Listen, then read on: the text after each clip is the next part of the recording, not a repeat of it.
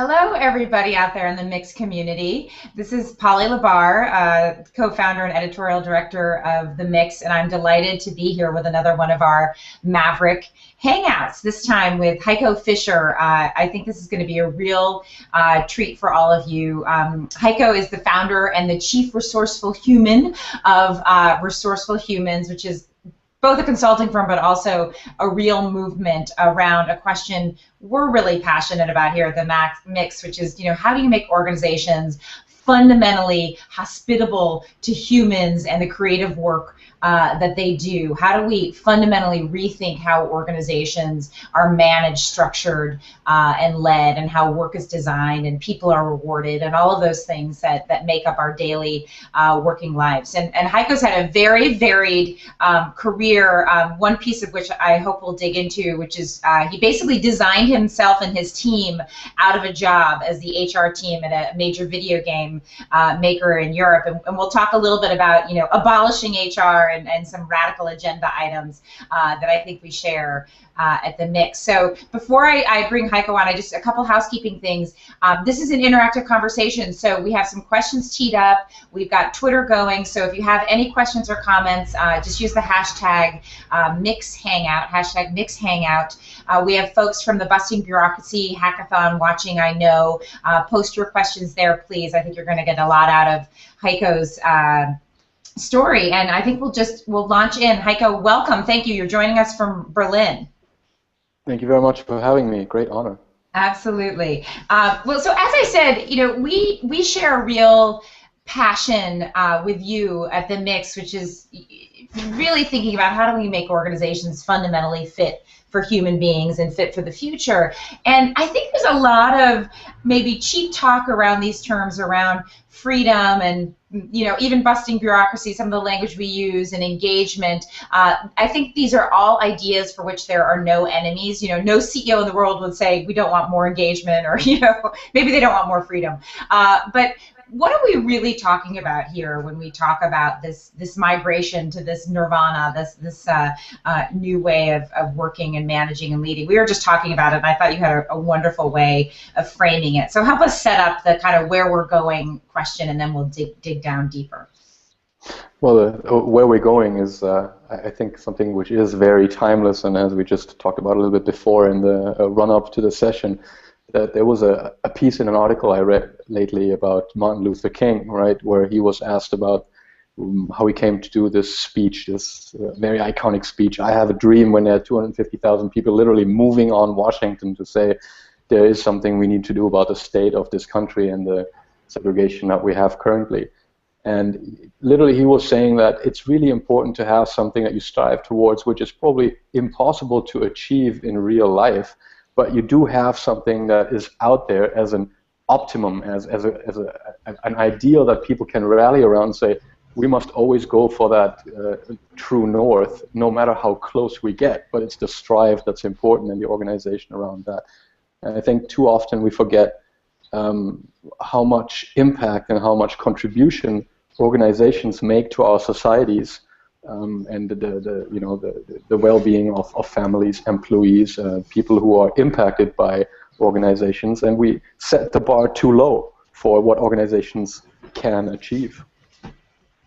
I love that. I mean, we talk a lot about moonshots and major aspirations here. So, what is the impossible dream? I mean, I know it's hard to describe in a nutshell. I think we're all kind of grasping for the right vocabulary. Sometimes we talk about management 2.0, which feels a little bit soulless in terms of what we're really going for. I know the folks working in the Busting Bureaucracy Hackathon are thinking about, what does the post-bureaucratic organization look like? You talk about 100% democratic entrepreneurship, 0% bureaucracy, which is sort of that thing that you might not ever attain, but is worth striving for. Can you just unpack the vision a little bit, and what are some of the aspects of it that come to you when you think about that? It's super interesting when you ask that, because I think you very naturally have adopted a way at the Mix that very well captures what's going on and avoids one of the pitfalls that you have in this kind of post-Taylorism management discussions, which is people are looking for a clear answer. my head of business development, he will say, okay, tell me exactly what this brings for organization. How can I sell this? What is the net worth, right? And if you go back again to the HP way, which was a heavy influence for the way of resourceful humans, when you ask people what was the HP way, then they will say, I can't really tell, but I'll give you a story that will pretty much give you the spirit of it, right? So I think that all the people who work in this new kind of way, they can give you a story about how that works, and they can oftentimes give you a specific symptom of how that manifests in their organization. And then the problem is that too many consultants and organizations try to carbon copy those symptoms, be it salary transparency or let the teams recruit or managers are voted for. But those are actually, like the tip of the iceberg. What happens at the end of the way? How have you manifested your way of managing?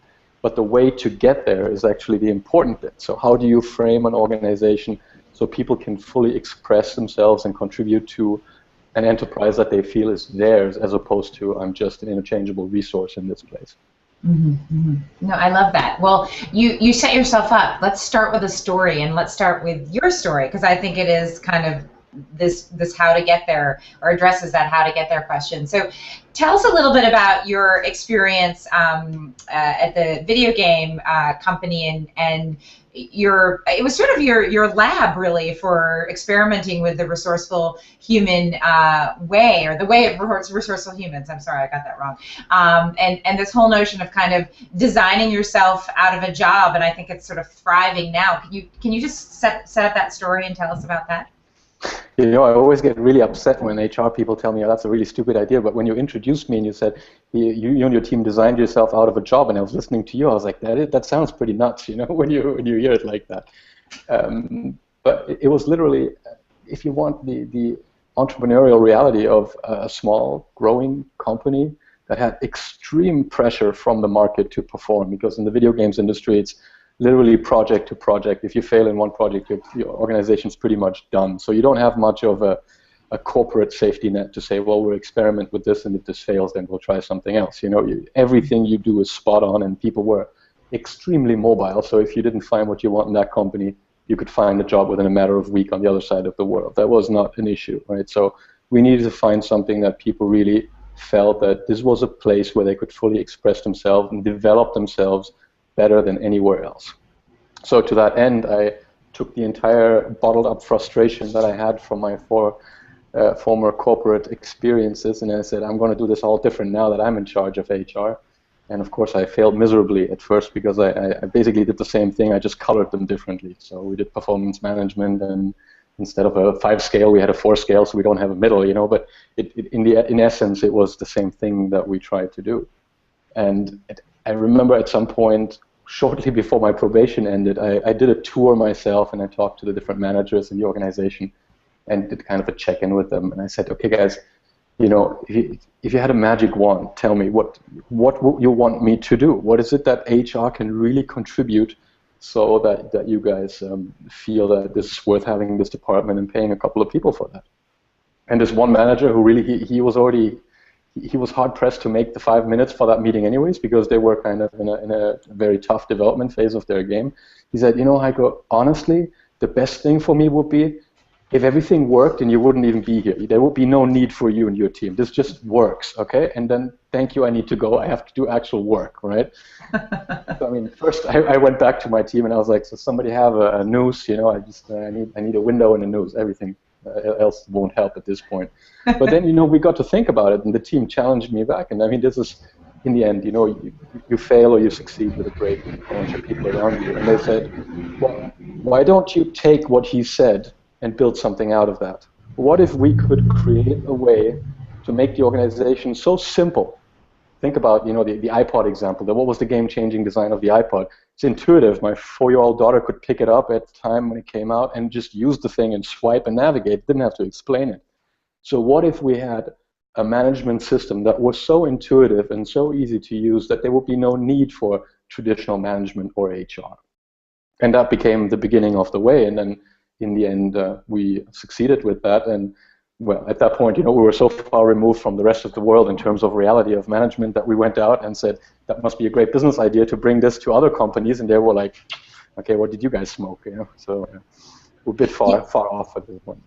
So that's great. I love it. It's the iPod or the iPhone of management systems. Now that's an interesting picture to paint. So I'm in my repertorial instincts just kicked in. I want to know more and hear about what you actually did at the company, and maybe you could give us a couple examples of how you started to build that. You know, the folks in on the mix, you know, we're always thinking about these sort of migration pathways toward this aspiration we're sort of describing here, and whether it's, you know, less manager management and more self-management, or you know, breaking apart monolithic structures and disaggregating the work of managing and leading, or expanding autonomy and opening up information, or involving everybody in direction setting, whatever it is.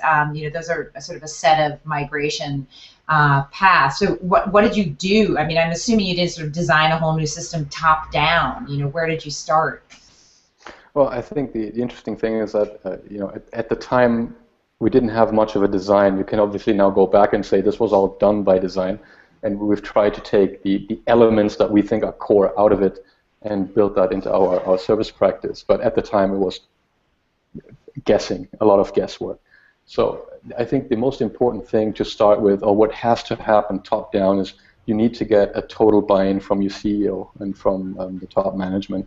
And at the time we did that, we sat down with the CEO and we said, look, if we want to do this differently, if we want to achieve the vision that you have of an organization that will stand the test of time and make a meaningful contribution to the gamers that you so cherish, we need to do this another way. Otherwise this won't scale, because you can look around you, look at any company that went beyond the point of 100, 500 people, they become corporate, right? That is inevitable in the system. So if we do it differently, it'll be painful, and you need to be 100% behind it. And the main difference is this is not the kind of change that you tell people to do, but this is the change that you need to live, right? So the difference in the change management is you don't charter HR and say, change my organization, but this will be, okay, if we want to go through this change, we're all in it together, and we all have to admit that we don't have a perfect answer, but we totally agree on the spirit that we want to carry the questions out. So what was it? Oh, sorry, go ahead. Well, I was just going to say, so what was how did they describe the spirit of what you were trying to do? What was that? What was the language? We had a very long offsite where we defined the core values of the organization, or how did the company come to be, and what kind of hardships did they go through. You know, there were police raids, and 3 Turkish brothers in Germany at the nascence of the video games industry. That sounded very fishy to a lot of traditionalists there, so they had a lot more roadblocks than support from the state, let's say. And they talked about what made 15 people in a garage successful, right? What was it that bound us together, that let us say, we're going to, you know, succeed against the established players here, despite being on a shoestring budget. And what we came out with, I mean, again, you know, the core values sound very trite when you put them down on a page and you say it was trust, collaboration, and respect. Wow, really? You came out with that? Were you worth your money? But the point is not the answer. The point is getting to a place where those short stories have been shared in the organization and everybody agrees. If we don't trust each other, it doesn't work. If we don't collaborate with each other, it doesn't work. And if we then don't show respect, it doesn't work. So you have this mutual agreement on the core values. That was the important part, the discussions that happened, not so much the outcome at the end. And that was then the basis to go forward. And for example, you asked for a story, you know, one of the major factors of discontent was the performance management and the bonus distribution. Oh, really? I can't believe it. Everybody loves that. And this is, you know, if everybody out there who's trying to sell a new kind of bonus system, there's a question that you can ask to any potential client in any organization that will win them over, which is, imagine you had to wrap your bonus system into a little box and sell it to your best friend. Would you do it? And nobody I've ever encountered said, yes, we've got this killer thing, it's awesome, I'm totally behind it, and I understand it, and I feel totally fairly valued for my contribution. Never. You know, at best, you have great managers who explain bad bonus systems in a mediocre way. So that is as good as it gets. But so we said, all right, let's do our first game changer, and let's start with the culture change exactly where people will listen the most, money, right? So we were not going to start with workshops or anything that was on the soft side, but really on the hard side to say, guys, at the end of the day, you will listen to us when we talk about the financial situation, right? So it gave us the opportunity on one side to embed a lot of the things that we had learned from companies like Semco to make the entire staff more literate on entrepreneurial things like reading a balance sheet, the actual health, the financial health of the organization. It was kind of a head fake to get that kind of skill in the organization by the way of redesigning performance and bonus payment. So what we did was we looked at the existing bonus system, which was very traditional. You had an end of year review with your manager on a scale from 1 to 3, and then that would decide if you get I don't know what it was, like 1 month worth of bonus or 2 or 3 or something like that, right? But most of the time, managers just handed out bonuses because they wanted people to stay motivated for the next year and stick around. So it was completely counterproductive because there would be no tough feedback, there would be no development. It would just be, here's your money, have a nice Christmas, please come back January. So we took that apart, and actually the first question we asked people was, have you ever experienced a great bonus system anywhere else in any other company or read about that we could just take and put into our organization or take the elements thereof? And that was a very heated debate because people said, no, actually we have never seen a good bonus system. So we're like, all right, so what would we need to do if we were to design a bonus system that you guys find extremely useful? And they said, well, that will be minimum bureaucracy because right now we spend like a month a year just filling out forms, so we have that on paper we never look at again. It would need to be something that we don't have to explain, but people actually know what kind of bonus is coming. It would need to actually be totally in sync with how much we make as a company, so people know, do we actually have something in the bonus pot? Which was an interesting discussion. What is a bonus? You know, most people thought that is something I get, right? And we were like, that is something you get when the organization makes more than break even, so to say. And then even then, you know, the question is, do we invest it into R&D or do we hand it out? But it again, you know, it spiraled into a conversation of why and how that was before completely intransparent to people. And then they became co-designers in this process of, all right, I actually have a say in how do we create the system. So what we came out with was something that was very much modeled around the way that computer games are judged. So if you look at the systems out there, like the Metacritic is one of the major sites, you know, where the community and official reviewers poll their scores of how was that game received, and then you get a score which is between 0 and 100%, and everything that's above 90% is called a AAA game, so a high-quality game. So what you aim for at the end is you want to get in that, you know, percentile of 90 to 100 because people buy that blindly, no matter how much the game costs. So what we wanted to do was, okay, can we kind of crowdsource this entire performance management in a way? And so we said, okay, first we need to decouple, right? That was what we heard. Performance management, so development and remuneration needed to be decoupled. That is something that was somehow put together, but people said it's complete nonsense, and we don't want that. All right, let's take it apart then. So we built a trial system where people could give each other real-time feedback in an environment that was very much like a game. You log on and you can give people stars. So you just give a feedback and say, hey, Polly, I saw what you did last week in that Hangout. That was amazing that you got this person. I know he's in Brazil and you got a translator. It must have been hard to do that, but we got some value out of this, so I give you 3 stars. So in real time, you could see Heiko valued what I did, and he gave me 3 stars. And at the end of the year, or at the end of the quarter, whatever period you would set for yourself, you would accumulate these stars, and then you would see how much money does the organization have for the bonus, and then 1 star gets a certain net worth. So you can calculate for yourself what your star value is in your organization, and that constitutes your bonus. But again, people completely didn't focus on the bonus anymore. They focused on the feedback because they understood that the real value was not in the whatever money you got at the end of the year on top, but in the development currency on the other side. And it was a fascinating process to constantly be in exchange with the organization. So basically, as they made their game, we created a game in the organization that was called busting bureaucracy, for lack of the term that you're using. Mm-hmm. And we were trying to succeed in that game in a 90+ score, just like they were trying to succeed with their game in a 90+ score. And at the end, that was something where they said, wow, this is a system that is ours. You can't blame anybody for this doesn't work because it's a completely open and transparent system. The only thing you can hack or fail in that system is if you don't use it. Yeah. Period. I love it. I love it. And it raises two questions. I mean, I think the meta lessons of that are just so wonderful. And you kind of are answering my question, but I want to underscore it. So first question is, so how many people were in that organization when you talk about co-designing a process like that? Is this hundreds of people, or who's involved in the process? At the time, I think we were already close to 500. So okay. And do you think that's something I mean, have you done that in organizations that are even bigger, where you have a level of involvement, from hundreds to thousands of people, and that it's possible to do that?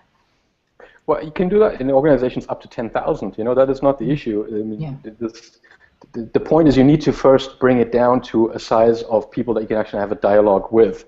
Then you can employ all sort of new social media and stuff to also get a wider circle going. But you always need to, what is the word that you have in the hackathon? Disaggregate an organization, to basically put it into smaller pieces and treat those teams like they're actual enterprises.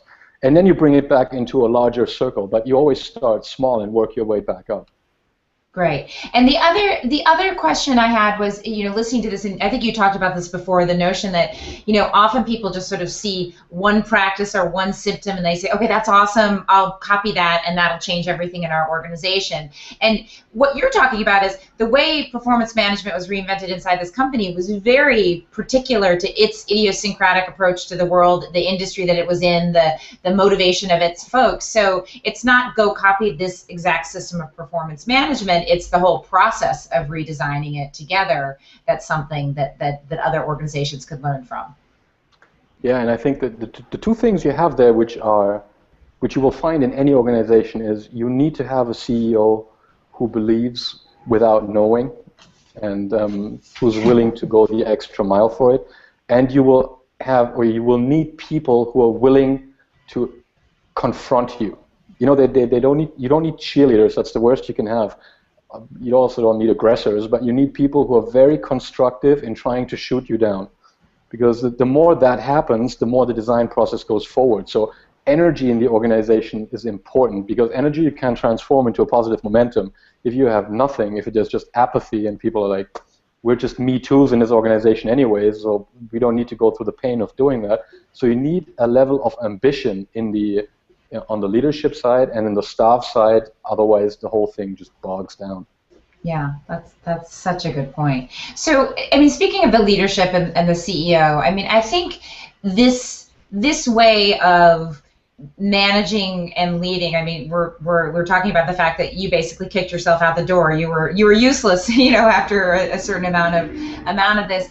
But in general, how does this change the work of leadership? I mean, I think even the most enlightened leaders and managers, they're still kind of grown up, or they get thrown into a system where you start to live through the layers. You start to sort of accept the power of your position and behave accordingly, because that's how organizations work.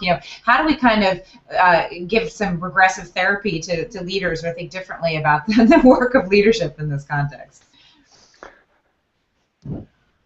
I think one of the most important ingredients I've seen in all the great leaders that I've worked with is humility.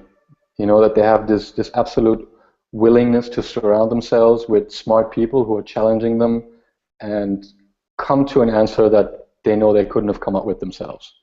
So I think this, whatever we want to call it nowadays, coaching or whatever it is, this new role of leadership, but it's also been out there forever. It has run through different buzzwords, from stewardship to enablement to coaching, but it's this very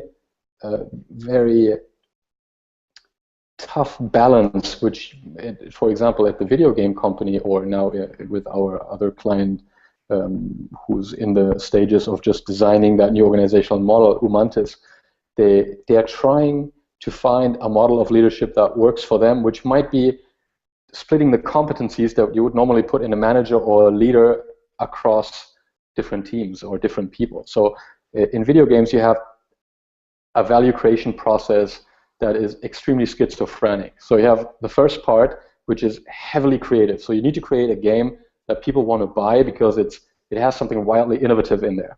And then at some point you need to lock the game down and make sure it gets under the Christmas tree by December. Otherwise you'll miss the big window for shopping. So then the creativity stops and you almost have to switch and swivel your head around and go into the delivery mode. That is not something one person can do. We haven't found that in any one person, right? So we said we need a dual leadership role. We need the head creative and the head developer, and there's actually a day in the development process when one hands the baton over to the other one, and then that guy or that lady is in charge. The same when you go into organizations and you do this inquiry of what constitutes a manager and a leader. What we find traditionally in all the companies that we work with is you have these great leaders, but what you don't have is nuts and bolts managers who work in that new way, right? So you have people with extremely lofty visions of this is the way we should work, and then it completely comes to a crawling halt in the day-to-day business when people say, super, and now what do we do? How do we actually get that on the street? Because the management practice hasn't caught up to that at all. So that, I think, is something where you have this incredible tear in organizations where managers are willing to go that way, a lot of them, because they're the ones who are under the constant pressure of the Tayloristic model, because they're in the middle, they're getting the pressure from above and the pressure from below, so they're totally looking for an alternative. But the new way of working, or what we call the tip of the iceberg, the symptoms of the other companies, is too far removed from their current reality to even invest into doing something differently without creating additional work for them. Yeah, so I mean this isn't something to ever be glib about, because that's tough emotional work for and challenges for a lot of people in a lot of organizations. And so what does happen if you're in an organization that's not like your video game maker or some of the organizations that we talk about a lot at the Mix, at WL Gore or Semco, these kind of, we call them positive deviants, the vanguard organizations, or the ones with the CEOs and the leadership teams that are really willing to do this. I mean, is there a way to start from where you are, even if you have the challenges of a tough industry, a tough organization, tough leadership? I mean, can you make a difference as an individual manager in this journey? Again, it was very, very interesting and very educational. The other month we had leaders here from HR leaders from what you would call vanguard companies, from Apple, Dan Walker, and we had Clovis Boyjikin from Semco there. And they were talking about their approach to a freedom-based culture at Apple and at Semco. And I think one thing they both agreed on, and the interesting thing was both of them don't come from an HR background. I think Clovis comes from an educational background, so he was a professor, and I think Dan is he's just an entrepreneur. It was either HR or the movies, John Wayne, something like that. So he's just a very interesting guy. And what they said was, or the way they both coined the phrase was the 5-yard pass. So they started with very, very small digestible steps and worked their way forward. Again, the interesting thing was that it always comes down to 3 dimensions we found for us, which is clarity on process, clarity on information, and clarity on results. So what we've done is we've taken this from the leadership development of Apple and from the leadership development of Semco, where they taught their leaders to lead with questions. And we talked about this the other day. David Marquette, the nuclear submarine captain, who said, because I didn't know enough about that submarine, I had to lead my teams with questions because I was the critical point of failure. So all these people started to transform their organization from smart-ass answers, if you want, to extremely smart questions. But they picked people up where they were. So we've designed a process around that, which we call the morale process. So you start with 3 epic questions that we call them.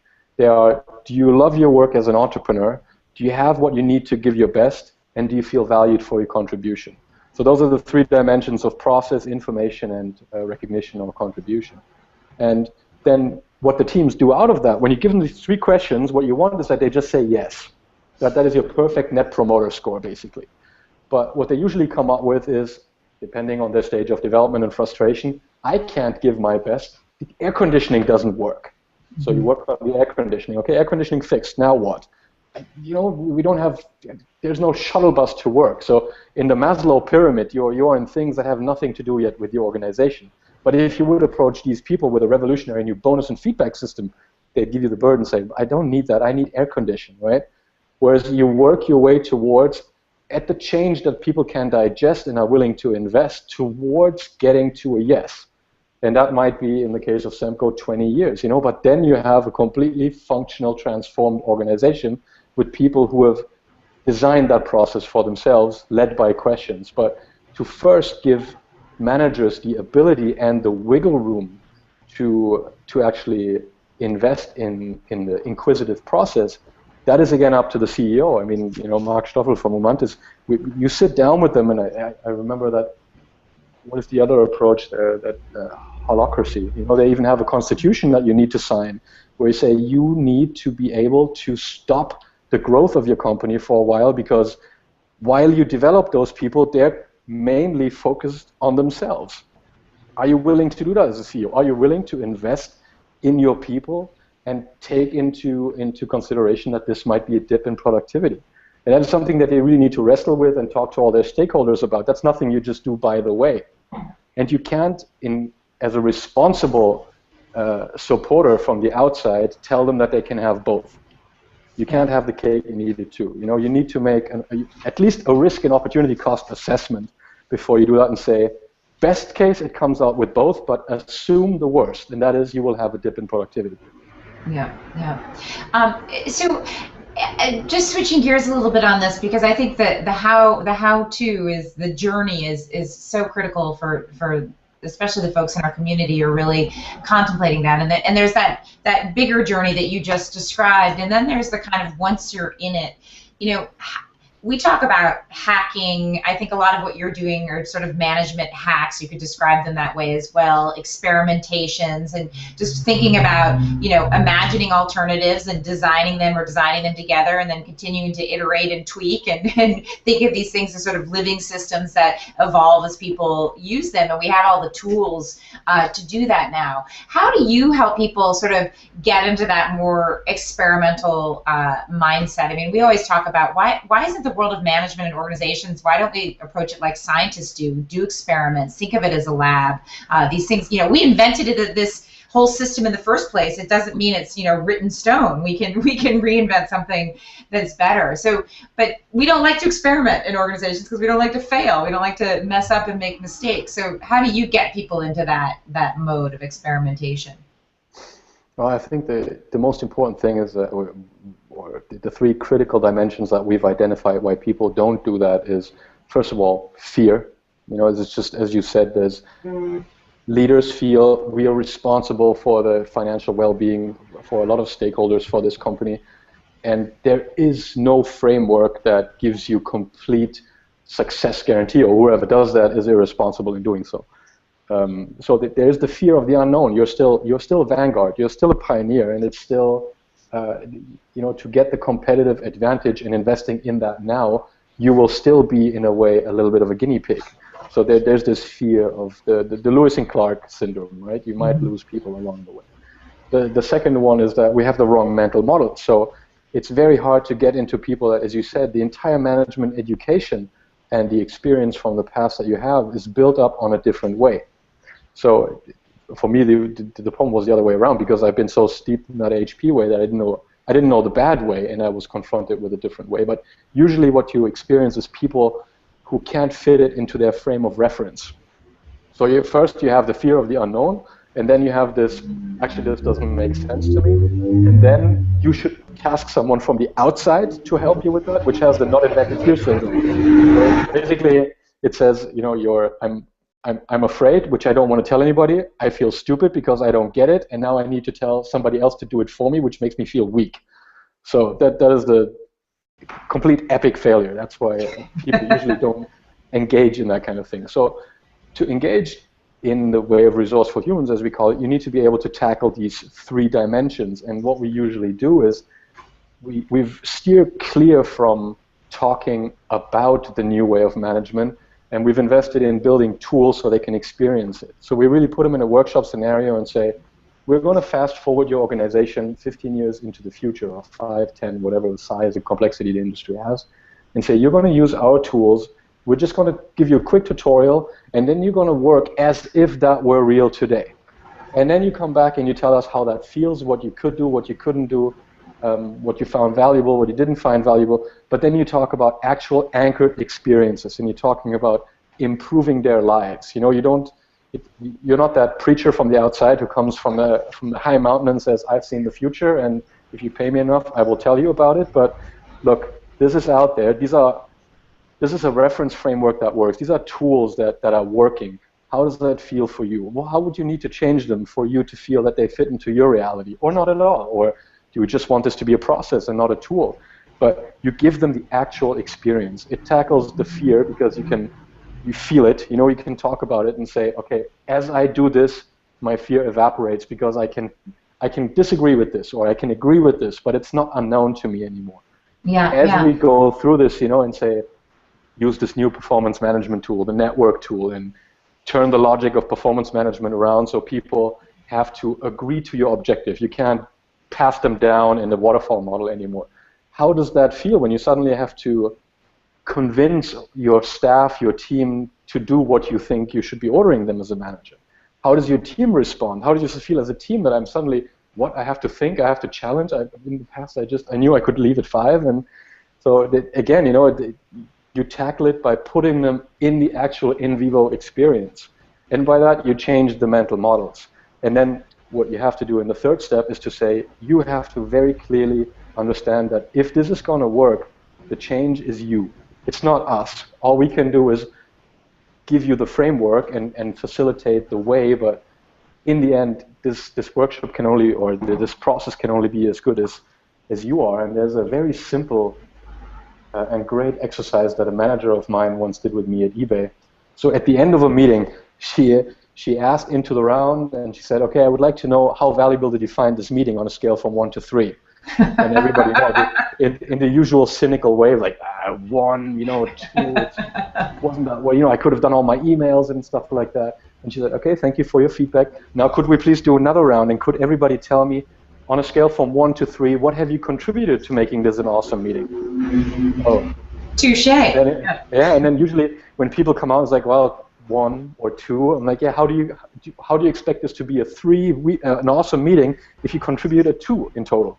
It can't. There's no magic here. It's just you guys. Yeah.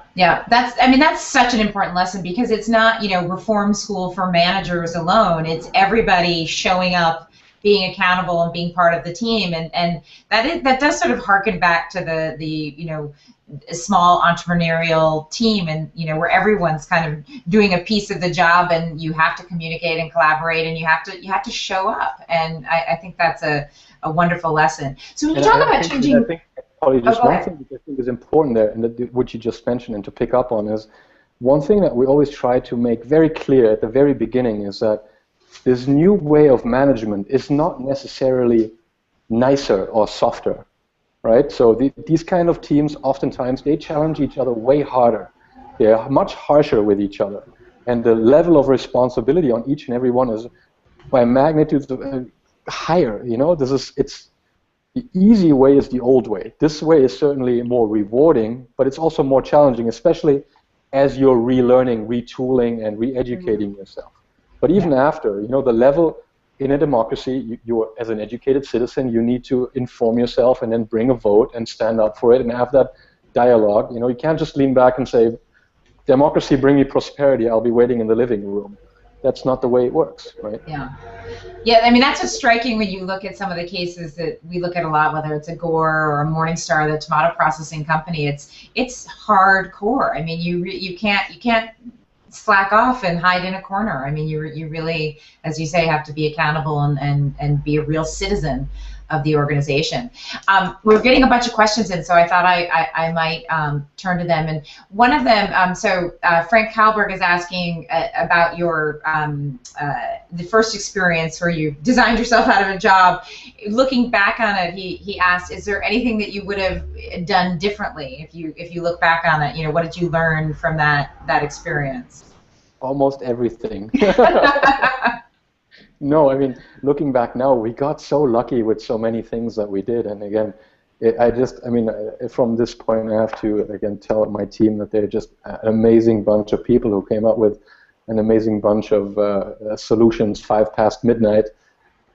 going the extra mile with stuff that we've messed up. But I mean, if going back with the experience that I have now into the same situation, I would have started asking questions way earlier. You know, I think we spend a substantial amount of time still trying to come up with the right question, and then going back to the teams and providing them with answers. So we didn't really understand at the time the power of design thinking. And I think that if I had to, and this I think is a lesson that any HR person should learn, what really gave us the edge was when we invested heavily into understanding the value creation process of our enterprise. So once we deep dived into how games were made, because we wanted to understand how our teams work and what kind of restraints, constraints, influences, pressures they're under, we were so lucky that the game process with agile management and the design thinking that goes in there provided us such a rich source that we could draw on for HR and to retool the HR framework. But that was just because it happened to be in an industry that is such a nexus of different disciplines, right? But in general, I think it holds true that if as an HR person you don't fully understand how your organization creates value, then you can't effectively work. And we didn't do that early enough, we didn't do it well enough, and we certainly didn't do it profoundly enough. And that is something that when you talk to a Dan Walker or to a Clovis, he can tell you the numbers, the business model, he can tell you why the share price dropped in March 2001, because these guys were entrepreneurs, right? They understood the value creation process. And that is something that HR needs to do much more, and I certainly, I had to do and learn to act much more in service of our teams back then. Yeah, and you know, from the way you're talking now, I think this is sort of a good lead into the next question, which is actually a bunch of questions coming in around this notion around, so what is the future of HR? Should we abolish it? Should there be no more HR folks when you go into a company? Do you say, you know, you out, you know, this role is no longer relevant? I don't think that's what you're saying, but what's your perspective on that? I think HR in its current form is obsolete. It's certainly not helping. It is maintaining the current system, and that you can count that as a success depending on what your ambition is, right?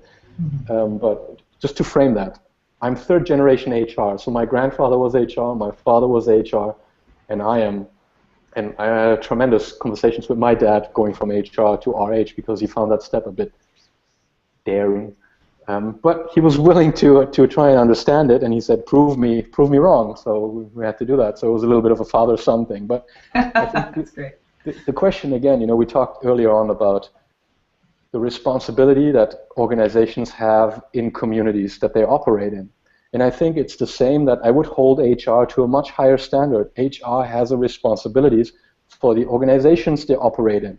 And why can't we as an HR for once be in the lead and live a new paradigm of management? We always have this is, I think, one of the most fatal characteristics of the HR business partner model. And when I talk to Dave Urich about this, he very explicitly say, you mirror the structure of the business. You're in service of that business. Where I said, Dave, why can't we as a business, as HR, put a model out there, a model of working that the business units mirror? Why can't that be our offer to the organization to say we hold ourselves accountable to a higher standard, and then people or teams on demand will come to us and say, the way you work, the way you've designed your work architecture, that's great. We want to work like that too. Because, I mean, HR organizations are usually large teams, and they usually don't have the biggest reputation. So, greatest reputation. So what do we have to lose to say we try something new? And that is something where I find that we are certainly, from the experience I have, lacking a little bit the courage or the models to say, how could we go into the lead with HR? And then RH is just one model, again, like the dream, to say, imagine your organization so simple, like an iPod, that you don't need us anymore, and see where we get out. Right. That's great. So there's another question from Melissa Meredith, who's I think she said she's a student of all the research out there that seems to run counter to long and commonly held beliefs regarding certain leadership and management practices. She doesn't specify what they are, but she's asking, you know, have there been any big surprises for you and your team, and I guess more importantly, what assumptions and beliefs do we need to challenge? This is a big question when we're looking at management and leadership practices. Maybe you can just unpack a couple.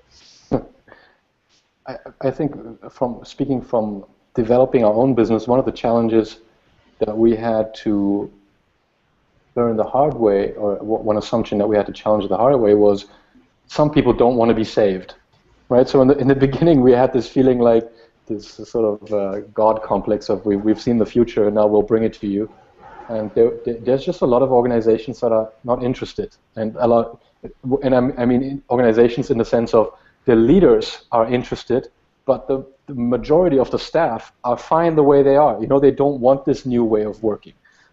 Rather the devil we know, right? And this was incredibly frustrating at the beginning for those leaders and us, because we thought we did something wrong.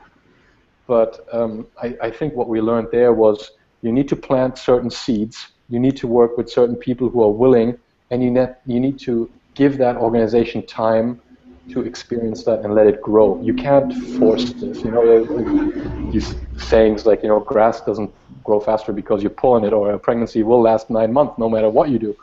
But these are things that we have this wrong notion of change management. If you make change management, if you do it well, you can do it faster.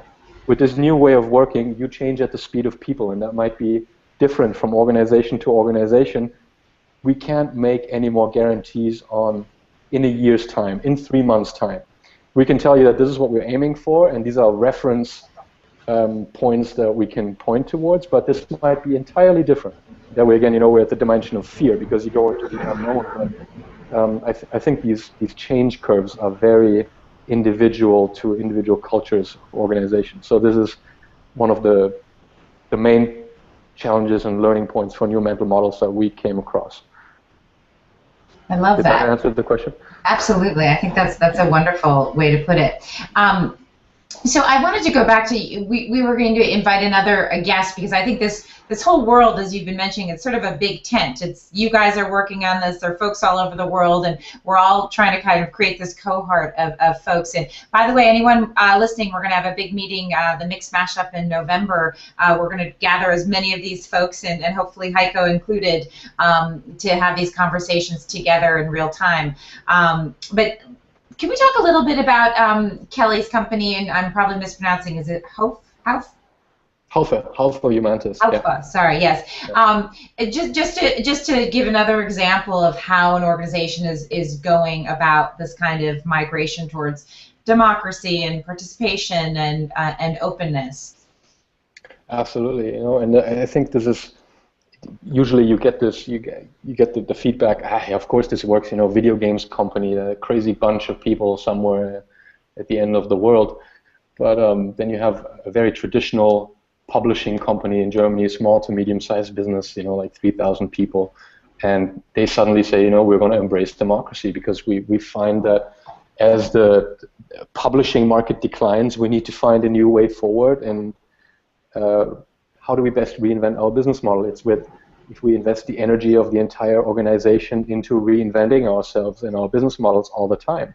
So how can we best unleash the energy of our people? And that their tagline even is employees run companies, right? So how do you best do that? With a democratic organizational model. So they call it, I think, swarming, right? So you work your way around the cybernetics, the bionics, you know, how does swarm theory function? How can we apply this to organizations?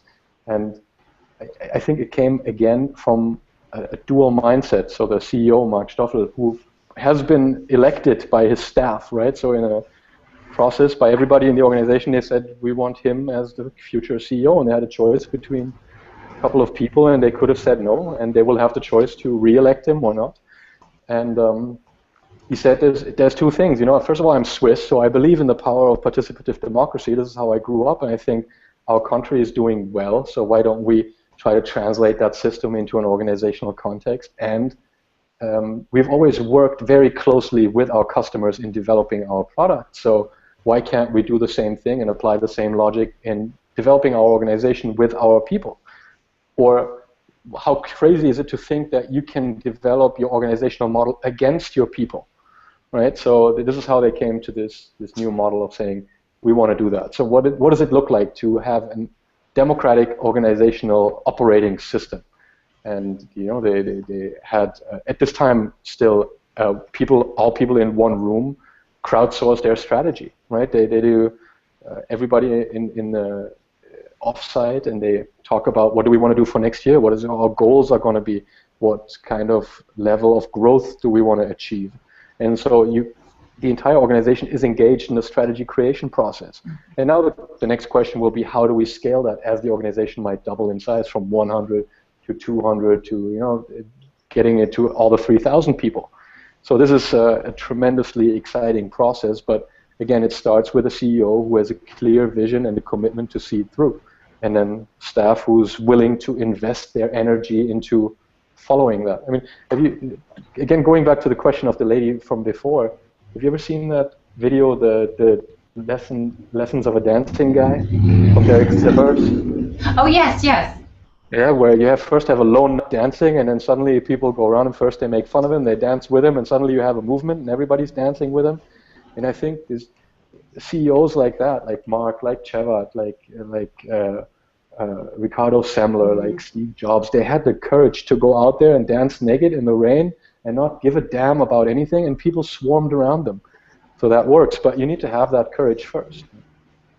That's actually a great place to end, because I was going to ask you, what can you offer to all the folks listening and all the folks in the mixed community who naked dancing in the rain? That's what you want to. Right, and they want this sort of emotional, what's the emotional journey and courage, and I that lone nut dancing in the rain, I love it. I mean, it is sort of putting yourself out there, and I think that ties into what you've been saying all along about this sort of visceral experience of being in the experiment, kind of not going through a set of classes about how we're going to change our mental models, but actually changing your mental models by being in the experience itself. Absolutely, yeah. Well, I want to thank you so much. We could probably go on forever, but we want people to be able to watch this video in one gulp. Continue the conversation on hashtag Mix Hangout. Check out the Busting Bureaucracy hackathon to see more ideas like this, and hopefully we'll have Heiko in person in New York in November, so you can all sign up and meet him there. Heiko, thank you so much. Looking forward. Thank you very much, Polly. Bye.